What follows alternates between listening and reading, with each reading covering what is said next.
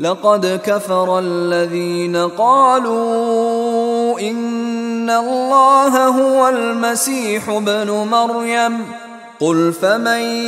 يملك من الله شيئا إن أراد أن يهلك المسيح ابن مريم وأمه ومن في الأرض جميعا وَلِلَّهِ مُلْكُ السَّمَاوَاتِ وَالْأَرْضِ وَمَا بَيْنَهُمَا يَخْلُقُ مَا يَشَاءُ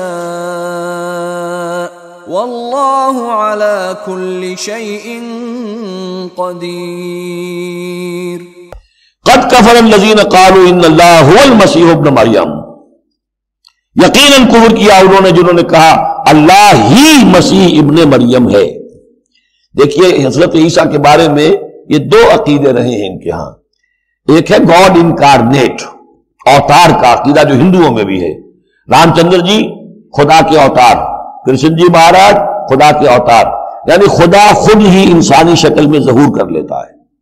اسی طرح کا گاڈ انکارنیٹ کا کانسیپٹ عیسائیوں میں بھی رہا ہے، اور خاص طور پر جیکوبائٹس جو ان کا فرقہ رہا ہے وہ سختی کے ساتھ اس پر قائل تھا کہ اصل میں اللہ ہی نے حضرت مسیح کی شکل میں دنیا میں ظہور فرمایا ہے۔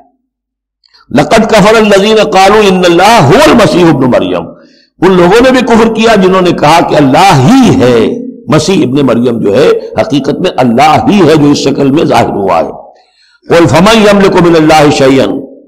تو ان سے پوچھئے کہ کون ہے جسے اختیار ہو اللہ کے مقابلے میں کچھ بھی، ان ارادہ یہلک المسیح ابن مریم، اگر وہ ہلاک کرنا چاہے مسیح ابن مریم کو، وامہ اور اس کی ماں کو بھی، مریم کو بھی، ومن فی الارض جمیعا اور جو بھی زمین میں ہے ان سب کو ہلاک کرنا چاہے تو کون اس کا ہاتھ روک لے گا؟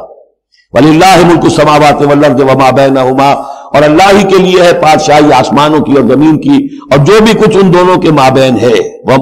یخلق ما یشاء،